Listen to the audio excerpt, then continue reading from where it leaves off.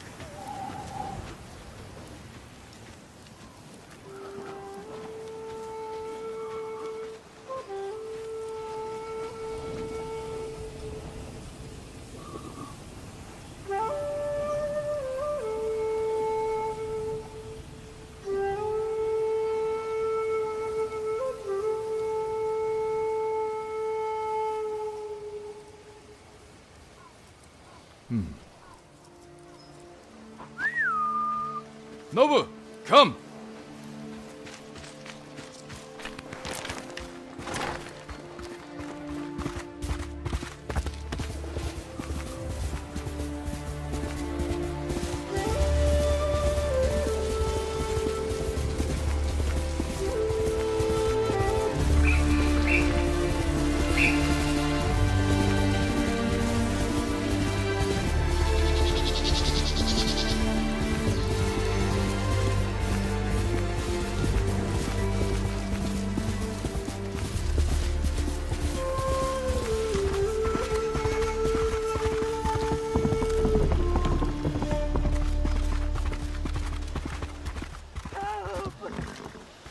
Where are they?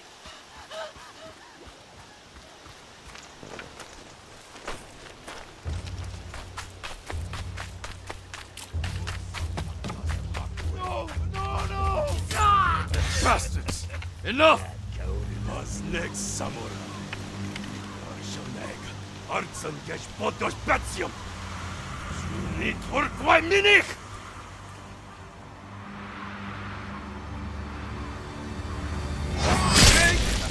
Artsan samurai. Dos gesh.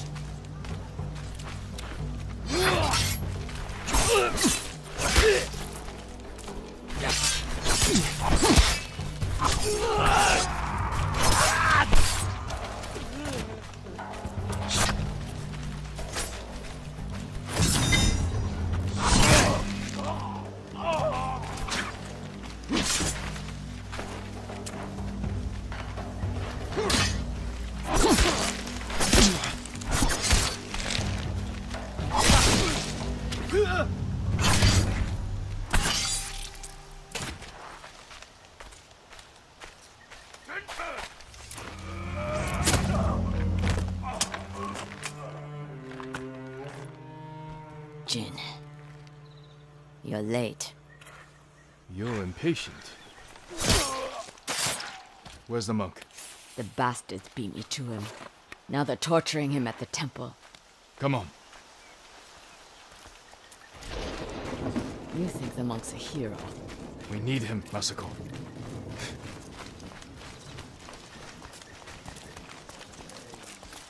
Down. We could take them. No. Remember Sago Bridge? We strike quietly. Or they kill the monk. I'll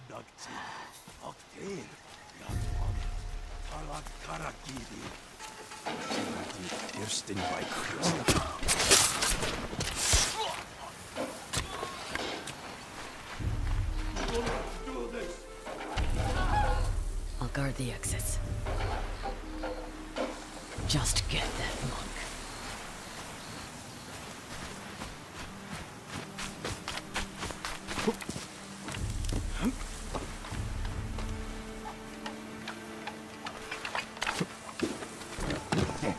En amaran la husis manje. Nila ulos. Terlikin pitna okido. Nan tuni ukelma sunpan bakolan. Tuni orokdo Tsushima. Aeda staff aflopan. Please, I do not understand. Uldathwi. Chamagotun hami. Ulsmi cheyaven sagt. Ci obelatno. Ti mi variaria.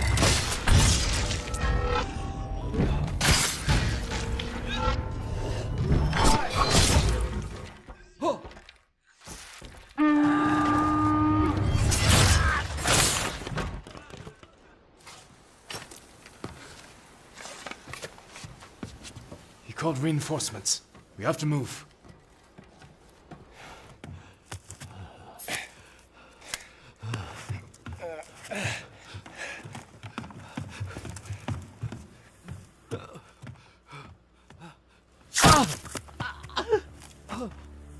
Masako! Stand aside, Jin. You betrayed my family.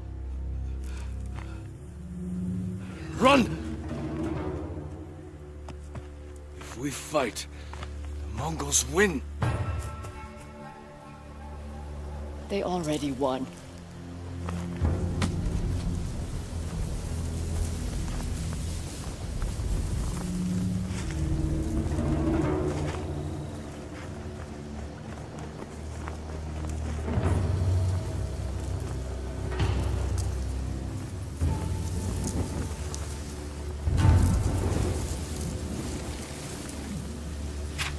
You were my friend.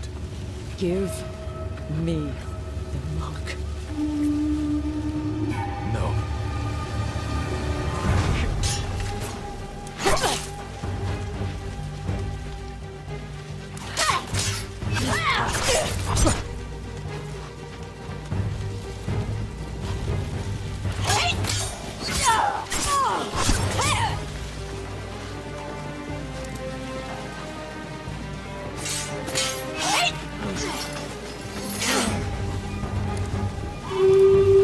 You hear them coming? That's our enemy.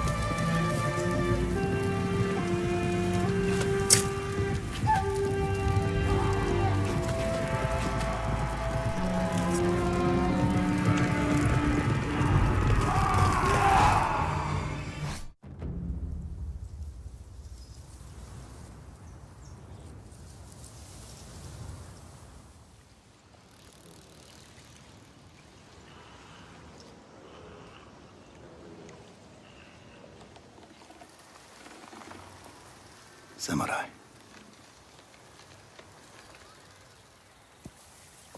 You are a warrior.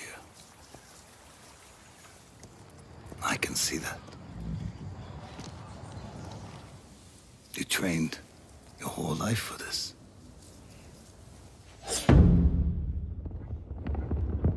And you have won battles that lesser men have called unwinnable, yes? But while you were sharpening your sword, do you know how I prepared for today?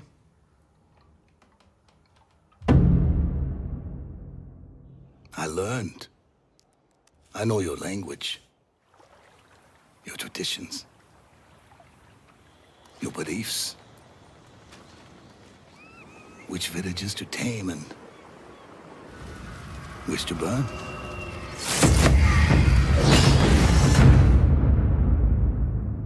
So I'll ask you once again, Samurai. Do you surrender?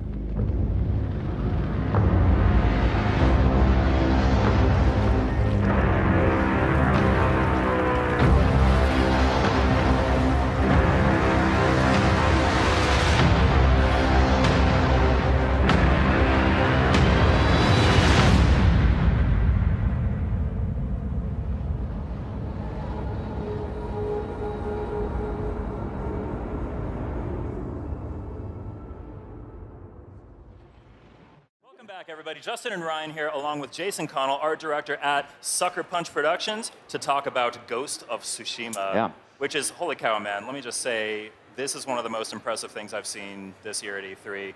Congratulations on the reception to it, on creating this incredible thing.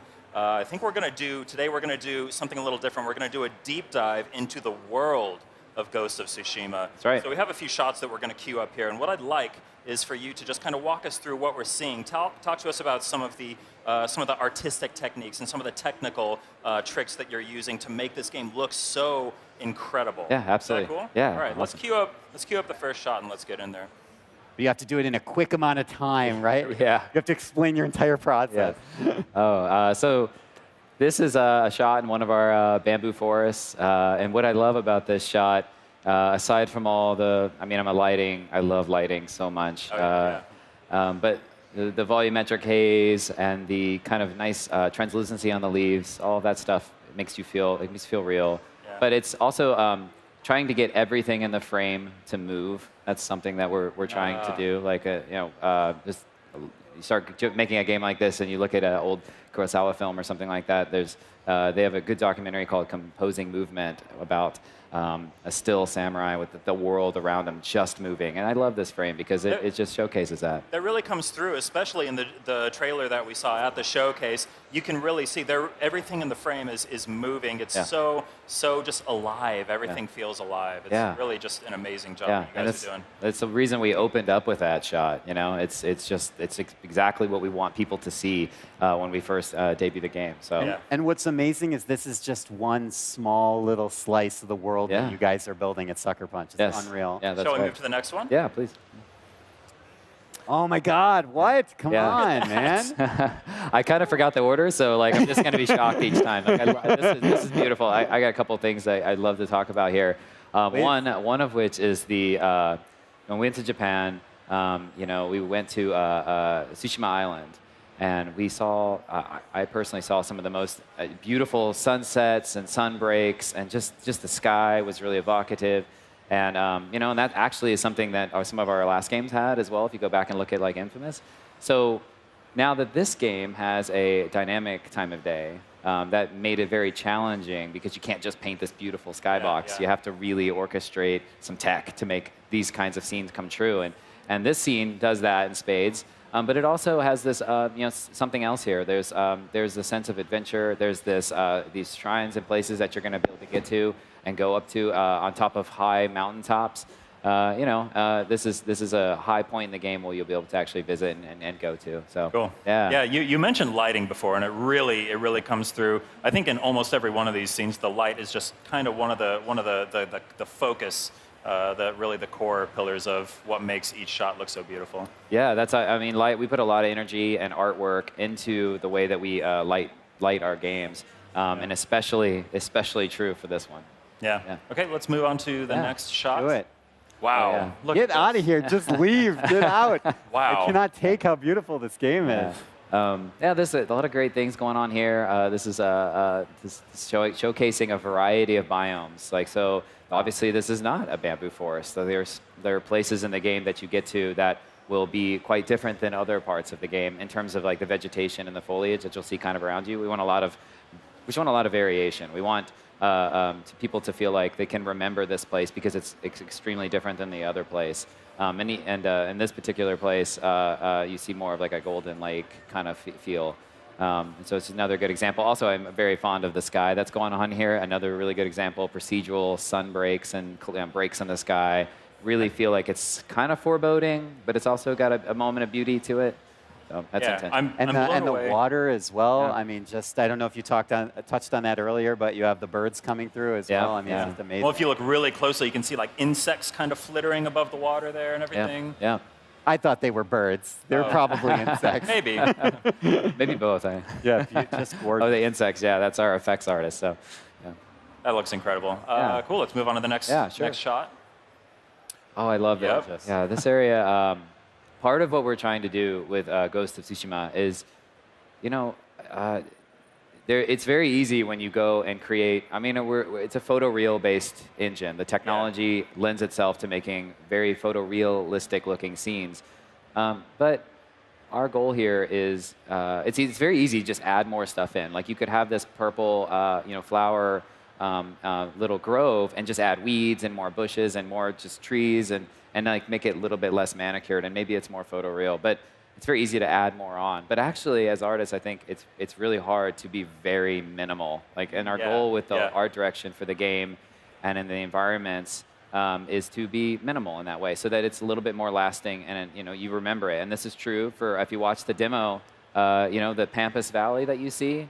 It's not Pampas Valley with tons of trees and weeds and lots of other things. It's a pretty large sheet of this like white color, or the end with the red leaves. Oh, it's very intentional to be. If you can be a little bit more minimal, people will remember it longer. If that makes sense. Yeah, I notice. Oh, go ahead. I was just going to say, is it difficult for you as an artist and you as a team to sort of exercise that great restraint that you're describing, to kind of hold back when you feel like you need to do more? Yeah, actually, it is really hard. I mean, you want you want it to be impactful, so the urgency is like to just add more. But it is quite hard. But it's a practice thing, and we're getting better at it. We've been working on it for a while, so we've been getting better at it and better at it, and we're going to keep getting better at it. And we've been working with some of our J Studio partners, and that they comment on stuff like that, and it's really helpful. So this is unreal. I notice you're making extensive use of depth of field in these shots, and that seems like it would be a really hard thing to emulate in kind of a live environment like a video game. What's it like implementing depth of field into the game and into these shots? Yeah, so these shots are taken in our world at real locations, and we spruce them up with our cutscene kind of editor a little bit, but like, for example, you don't want to be just running around the world with depth of field on all the time. But, it's pretty. I've done it. Yeah.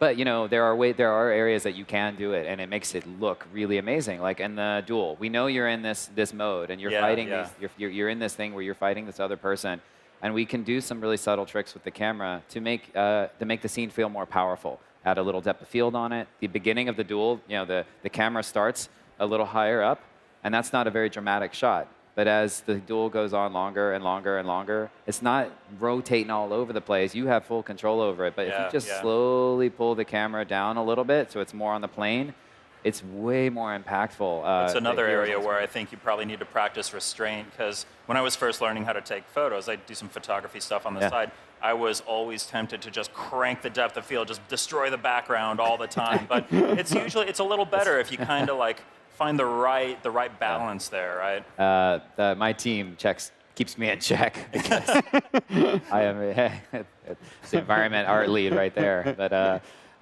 so it's a thing. I do it all the time. So cool. I think we have a couple more shots here. Let's move on. Here we go. Yeah. So this, the game is about an invading army. The Mongols invaded, and so they all have places and locations in the world. And it's a little, we chose this one at night in the dynamic time of day, and put it here at night, just to showcase that throughout the world, it's not just. Our goal is to have this sharp, beautiful imagery, like this really just lush landscape of places that hopefully people will want to go see, and remember, in high contrast with areas of more death, a little bit more terror, and a little bit more, combat and things like that. Beautiful. Cool. I'm like spellbound. Yeah, I'm just looking at all these shots. I stare at this giant screen back here. It looks really good on the Yeah, no, I keep staring over here. Thank you. I do have, I don't want to get too far away from the world building that you guys are working on, but I'm actually personally curious if you can speak to this. If not, no problem. Creating framed, beautiful moments is so important in your game, but you also want to give the player control of the camera and be able to navigate an environment. Is there a way to kind of balance out enabling player control and kind of direction of the scene, but still preserve the artistic vision that you have? Yeah, it's something that I think we work on a lot. I mean, if you've ever played a Sucker Punch game, they are very fluid. And that means you have to spend time on camera and controls and all that. So while we have this incredibly ambitious, artistic goal, cinematic goal, we have to make sure that it's marries very well with the gameplay, and that means you have to spend a lot of time iterating. So just for the horse ride, we put that horse ride in there for a lot of reasons in the trailer. One of which is just, I think it's just beautiful. But we want to show traversal and all that. But that one, for example, you don't just get for free. Like, it was a lot of iterations on the exact camera angle and how the camera works. I mean, if anyone's ever worked on a camera settings for a horse, it's extremely hard. Like, how much do you have it, rock and rotate? If you can do a lot, and then suddenly you get sick or something, or you can't see the horizon. You put depth of field on and motion blur, and it's great when you look at it, but if you're playing, it's like maybe you don't see in your peripheral. So it's a lot of teams, gameplay teams, and cinematography folks working together to make sure that those scenes are maximally beautiful but extremely functional. Yeah, it's interesting. We're at a stage in video games where you kind of need to have like a director of photography working on these games as well. Yeah, and we have like a myself works on it, but with Billy here, I think I've got a chance to talk to him yet, but he as well. Like there's a couple people here that are Nate cares a lot about camera, and especially game camera. He's really good at it. So we have quite a team that kind of hit it from a bunch of different angles. Great. Just I think, all the more reason to be excited about Ghost of Tsushima, right? Oh, absolutely. Yeah. Let's move on to what I think is our final shot. Here we go. Yeah, so this is the DOF right up front there. But this is another one that I think it showcases that this is a harsh time. It's not just a walk through the beautiful purple flower area. There's a lot of adventure, and there's a lot of just exploring this world that we're crafting. But there is a reason that you're the hero in this story, because there's been a lot of destruction, and you're trying to save the people of this land. So we wanted to show this off as well. So.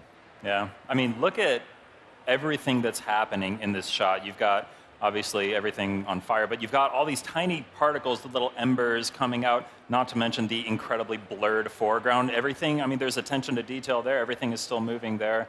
How many layers are there here? How insane is this to try and put together from an art direction standpoint? Yeah, it's I think that some of the harder things is we don't have a very large team. We have a decent sized team, but we have 2 effects artists, and they have to split the entire world up, ranging from if you roll around on the ground, you get mud slopped up all over you, and so if you roll a bunch of times, you'll just be caked in mud, because it's really important to us in creating all these locations and these places. And from an environment and art direction and creative direction, we want you, the samurai, to feel like you're in the world. So rolling around in it, collecting on you, that's effects.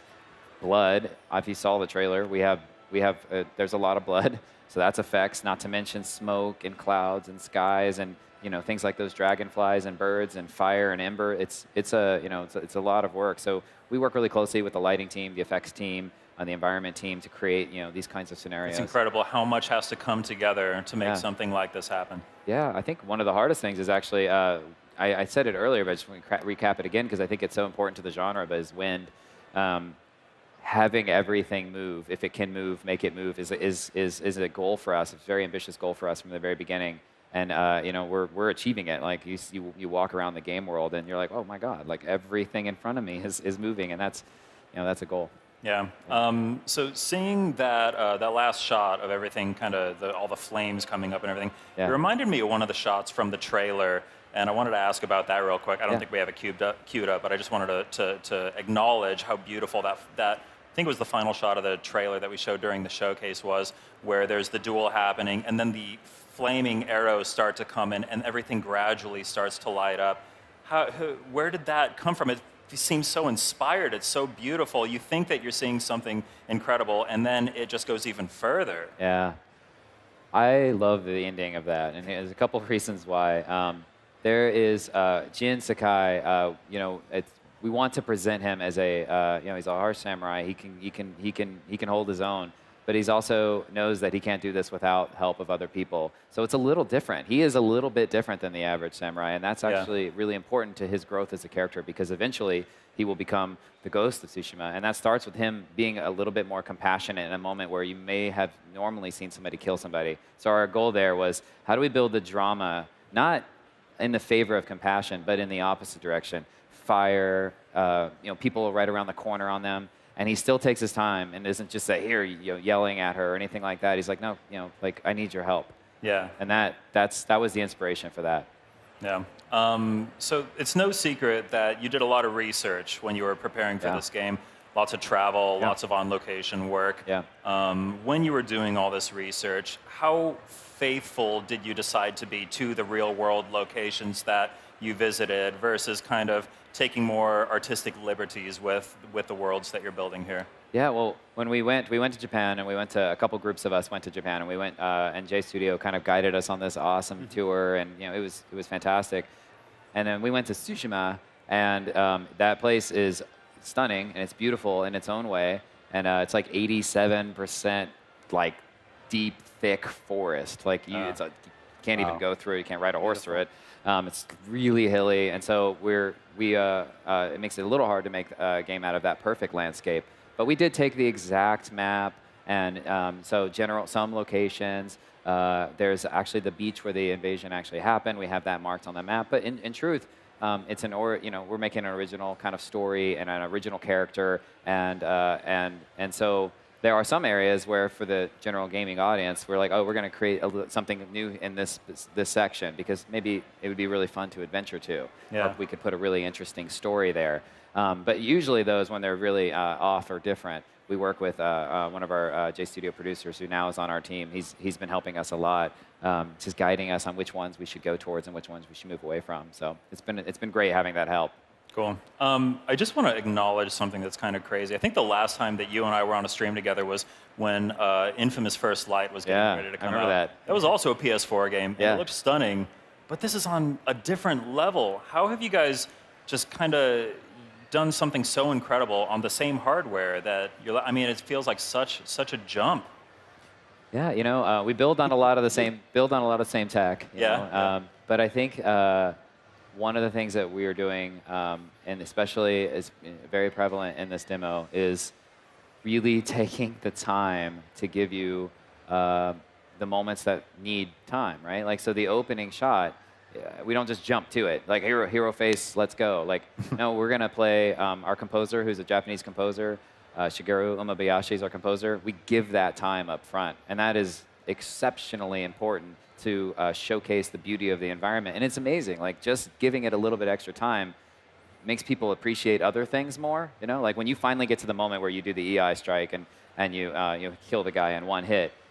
If you just like rolled in there and started hitting guys, it would be cool because I think our game is fun. But it's so much more impactful if you just let everything breathe and everybody kind of sizes each other up and you just let the world sit for a second. And that type of art direction and that type of creative direction, I think, helps make the big moments quite bigger. And I think that helps totally the agree. impression on the visuals as well. Yeah, absolutely. Well, this really is just one of the most stunning games I think I've seen at E3 or ever, really. Thank you. Kudos to you and the whole team at Sucker Punch. Ghost of Tsushima is coming to PlayStation 4. Jason, thank you so much for being here. Oh, absolutely. Thank Brian, you. thanks for helping co-host here. My pleasure. Yeah, thank you. That's Ghost of Tsushima. It's coming to PlayStation 4 at some point in the future. So stay tuned. PlayStation Live from E3 2018 will return. We've got a lot more coming up.